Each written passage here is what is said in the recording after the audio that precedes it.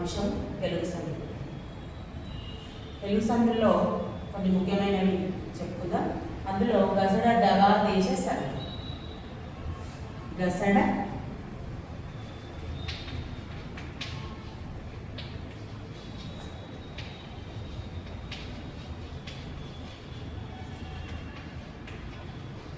గసడ దగా దేశ సంధి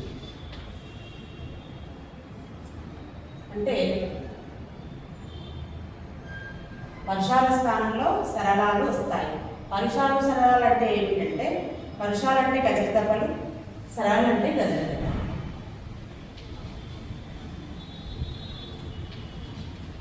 పరుషాలు గజగదపలు,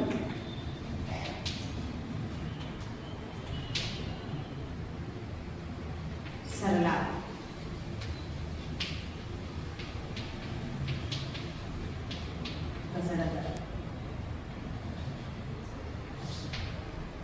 అయితే ఇక్కడ వీటి స్థానంలో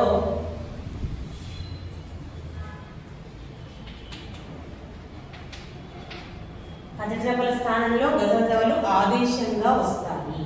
పరుషాల స్థానంలో సరళాలు ఆదేశంగా వస్తాయని ఈ సూత్రానికి అర్థం. కాబట్టి కా స్థానంలో గా వస్తుంది, చా స్థానంలో సా వస్తుంది, టా స్థానంలో డా వస్తుంది, తా స్థానంలో దా వస్తుంది, పా స్థానంలో వా వస్తుంది. కాబట్టి ఈ పరుషాల స్థానంలో సరళాలు వస్తాయి. మనకి ఇక్కడ ఆదేశంగా వస్తాయంటే ఒక అక్షరం స్థానంలో ఇంకొక అక్షరం రావడం అంటారు.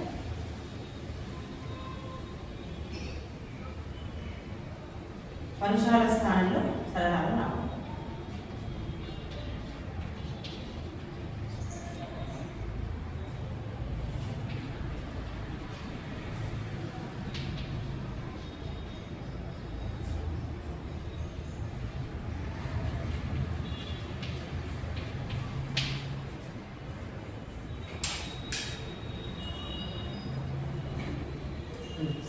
పరుషాల స్థానంలో సరళాలు రావడం అంటే పరుషాల సరళాలు మనం ఏదో చెప్పుకుంటాం. ఇక్కడ ఉదాహరణకు చెప్పుకుంటే మనకి ఈ స్థానంలో ఏమొస్తాయనేది మనము ఉదాహరణ ద్వారా ఈ స్థానంలో ఈ అక్షరం స్థానంలో ఈ అక్షరాన్ని ఎలా పెట్టుకోవాలని మనం ఉదాహరణ ద్వారా తెలుసుకోవాలి. ఏది అన్నదమ్ములు. ఉదాహరణకు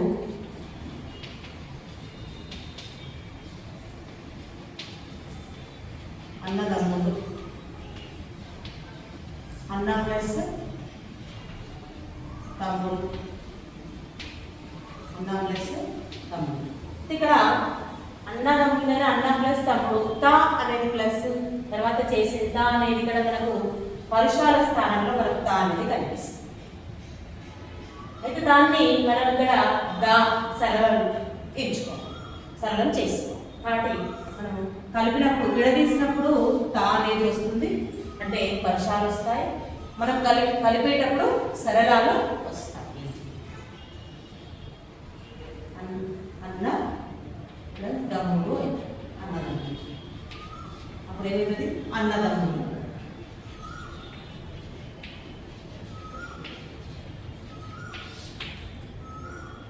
కాబట్టి మనకి ఇక్కడ పరుషాలు సరళాలు ఏంటో తెలిస్తే ఈ సంగతి మనం తెలుసుకోవడం చాలా ఈజీ.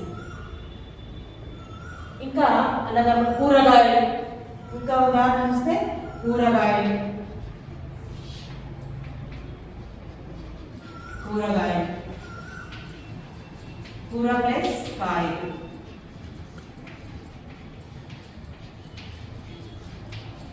కా అనేది ఇక్కడ కచడతలో మనం చూసుకున్నాం, గా అనేది మనం తెచ్చుకోవాలి. అప్పుడు కూర ప్లస్ గాయలు, కూరగాయలు సరళాక్షరం చేర్చుకోవాలి. అప్పుడేమైతే కూరగాయలు.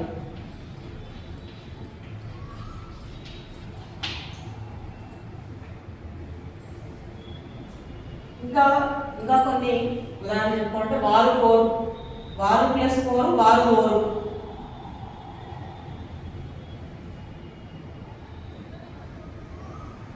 ఇలాంటివి ఏవి గజగద సంధిలో పరుషాల స్థానంలో సరళాలు రావడం అనేది ఈ సంధిలో జరుగుతున్నది. ఇది ద్వంద్వ సమాసానికి దగ్గరగా ఉంటుంది, ద్వంద్వ సమాసానికి దగ్గర సంబంధం ఉంటుంది. అలా అని ద్వంద్వ సమాసం కాదు, ఇది సంధి. కాబట్టి మనం ఈ విధంగా వీటి స్థానంలో ఇవి చేర్చుకుంటే ఈ సంధి మనకు ఈజీగా అర్థమవుతుంది. ఇంతకుముందు మనము ఏది గజరతవ దేశం చెప్పుకున్నాం. ఇప్పుడు తెలుగు సంధిలో ముఖ్యమైనది ఇంకొకటి ఆమ్రీడిత సంధి. ఆమ్రీడితం అంటే రెండు సేమ్గా పదాలు వస్తాయి. కాబట్టి అచ్చులకు ఆమ్రీడితం పరమేటి సంధి తరచుగా వచ్చును. అచ్చు అంటే ఆయువులు, తర్వాత ప్రతి పదంలో అచ్చు, అచ్చులు హల్లులు మనకు కామన్గా తెలిసే ఉంటాయి. కాబట్టి అచ్చులకు ఆమ్రీడితం ఆయువులలో అచ్చులు, కాబట్టి అచ్చులకు ఆమ్రీడితం పరమేటి సంధి తరచుగా అంటే సంధి ఎప్పటికీ వస్తుంది అని అంటాం. ఎప్పుడో ఒకసారి దాదాపుగా సంధి వస్తుందని అంటాము. ఇక్కడ అచ్చులకు ఆమ్రీడితం పరమైతే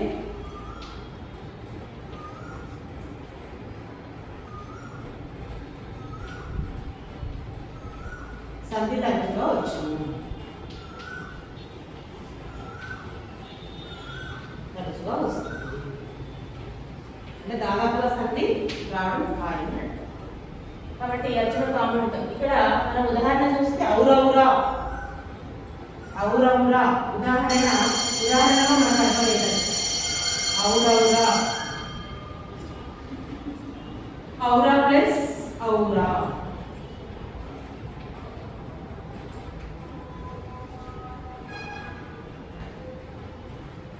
ఇక్కడ ఔరా విరుక్తం యొక్క పరరూపం ఆమ్రీడితం అని చెప్పవచ్చు. విరుక్తం అంటే రెండు ప్లస్ ముందు ప్లస్ తర్వాత రెండు పదాలు సేమ్ గా వస్తాయి. ఆ రెండవది వచ్చినప్పుడు ఆ రెండో దాన్ని ఆమ్రీడితము అంటారు. ఇలా రెండు సేమ్ గా వచ్చిన పదాలు రెండో దాన్ని ఏమంటారు? ఆమ్రీడితము అంటారు. కాబట్టి విరుక్తం యొక్క పరరూపం ఆమ్రీడితం అని చెప్పవచ్చు.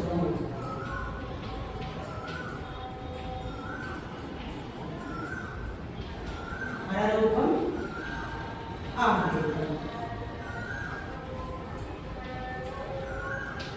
విరుక్తం అంటే ఇక్కడ ఔరా ప్లస్ ఔరౌరా.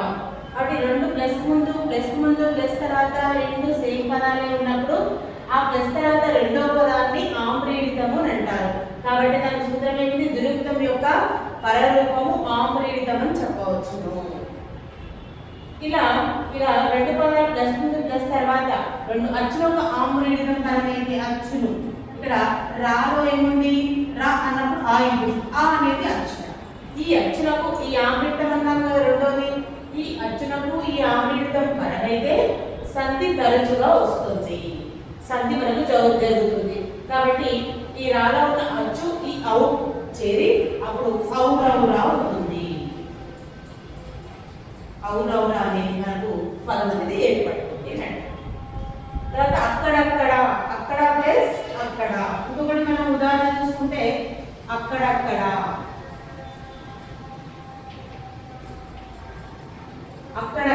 దీంట్లో మనకు రెండు పదాలు సేమ్ గా కనిపిస్తున్నాయి. అక్కడ ప్లస్ అక్కడ.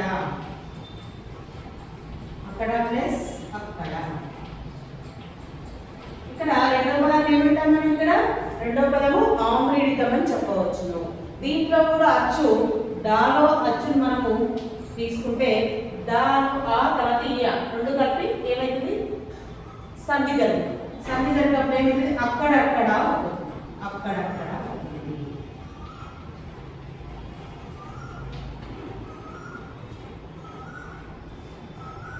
తర్వాత ఏమేమి. ఇంకో ఉదాహరణ చూసుకుంటే ఏమి ప్లస్ ఏమి. రెండు ప్లస్ నుండి ప్లస్ తర్వాత రెండు సేమ్ అయిన పదాలు వస్తే ఆమ్రీడితం మనం ఈజీగా గుర్తుపడడానికి వీలుంటుంది.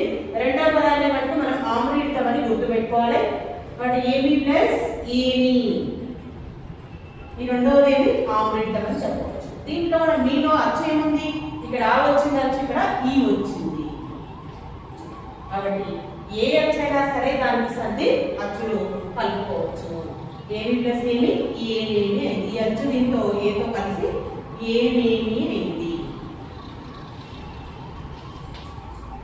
ఏమేమి అనేసరి. కాబట్టి ఆమ్రీడిత సంధి అనేది రెండు పదాలు ఇది విరుక్తం యొక్క పరరూపం కాబట్టి రెండు రూపాయలు సేమ్ గా ఉన్నప్పుడు రెండోది ఆమ్రీడితం అంటారు. అచ్చు అచ్చు కలిసినప్పుడు అది సంధి తరచుగా వచ్చేస్తుంది. కాబట్టి ఇది ఆవృత సంధిగా మనము చెప్పుకోవచ్చు. నెక్స్ట్ సంధి చూద్దాం.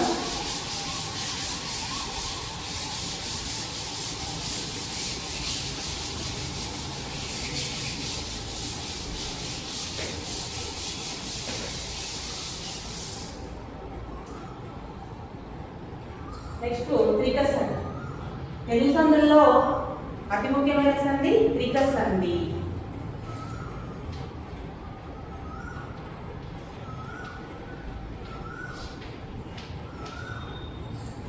త్రి అంటే 3, కాబట్టి త్రిక సంధి ఏ 3 అక్షరాలతో ఈ సంధి ఏర్పడుతుందో చూద్దాం.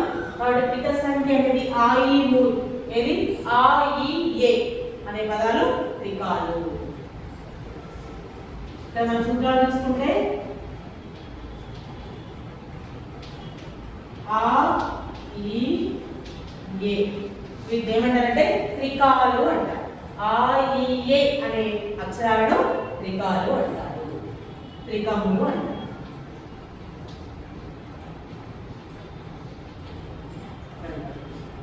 విరుక్తమైన హల్లు పరమైనప్పుడు ఆర్చికమైన దీర్ఘానికి హస్వం ఏర్పడుతుంది.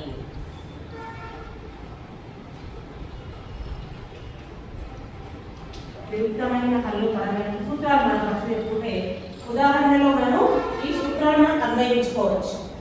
విరుక్తమైన హల్లు పరమైనప్పుడు ఆర్చికమైన దీర్ఘానికి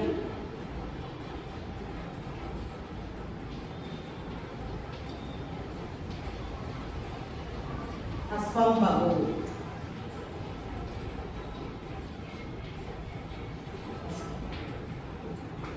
రెండో సూత్రం. ఇంకొకటి మూడవ సూత్రం. త్రికము మీద అసంయుక్త హల్లునకు ఈ 3 సూత్రాలు మనము తెలుసుకుంటేనే మనకి త్రిక సంధి యొక్క ఏది దాని అర్థం ఏంటి, అది ఎలా ఉంటుందంటే అర్థమవుతుంది. త్రికము మీద అసంయుక్త హల్లునకు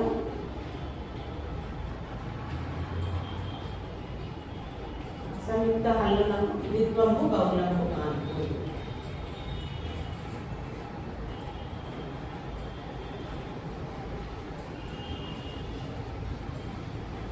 బహుళము కాదు.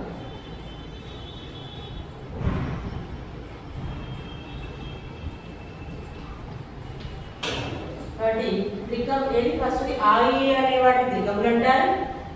విరుక్తమైన హల్లు పరమైన వార్షికమైన దీర్ఘానికి హస్వం వస్తుంది. తర్వాత త్రికంపు మీది అసంయుక్త హల్లునకు ద్విత్వము బహుళము కాదు. ఈ 3 సూత్రాలు మనం అన్వయించుకొని ఉదాహరణ చేసి ఉదాహరణ మనకు కరెక్ట్గా సంధి సూత్రాలు కరెక్ట్గా చెప్పవచ్చు. ఉదాహరణ అక్కన్య. ఉదాహరణ ఏం చెప్తాం మనం? అక్కన్య.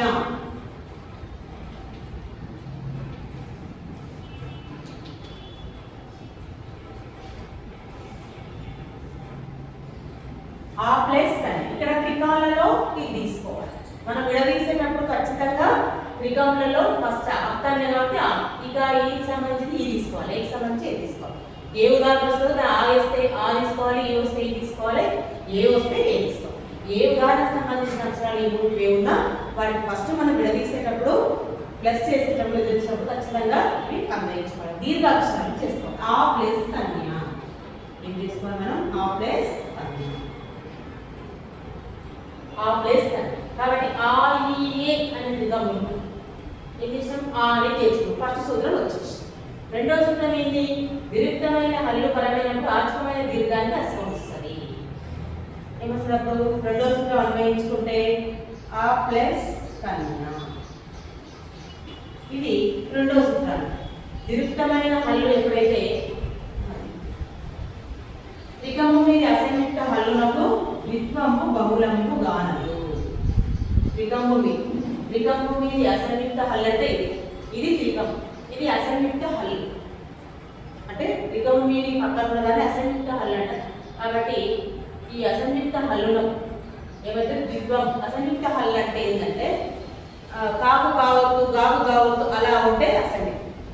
సంయుక్తం చేయాలి. కాబట్టి ఈ అసంయుక్త హల్లులకు మనం ఏం చేయాలి? సంయుక్తం అంటే దాని ద్విత్వాన్ని చేర్చాలి. కాబట్టి ఇలా అసంయుక్త హల్లులకు ఇలా మామూలుగా ఉన్న కాని ద్విత్వంగా చేయాలి. ఇలా అక్కన్య ఆ ప్లస్ కన్య ఆకన్య. దీర్ఘమైన హల్లు పరమైనప్పుడు ఆర్చికమైన దీర్ఘానికి సంభవం. ఇక్కడ దీర్ఘమైన ఆ ప్లస్ కన్య కన్య. ఈ దీర్ఘమైన హల్లు పరమైనప్పుడు ఏమైతుంది? ఇక్కడ దీర్ఘం ఉన్న హా కాస్త హస్వం అవుతుంది. ఇక్కడ దీర్ఘం ఉంది కదా, ఇక్కడ ఏమైతే హస్వం మామూలు. అప్పుడు అక్కన్య రెండు కలిపితే అక్కన్య ఆ ప్లస్ కన్య. ఇలా 3 సూత్రాలు మనం అన్వయించుకొని త్రిక సంధిని మనం ఈజీగా ఈ 3 సూత్రాలు ఎప్పుడైతే మనకు అర్థమైపోయో ఉదాహరణ ఈజీగా మనము తెలుసుకోవచ్చు, చేయొచ్చు కూడా. తర్వాత ఇక్కాలం ఈ చూద్దాం. ఇక్కాలం ఒకటి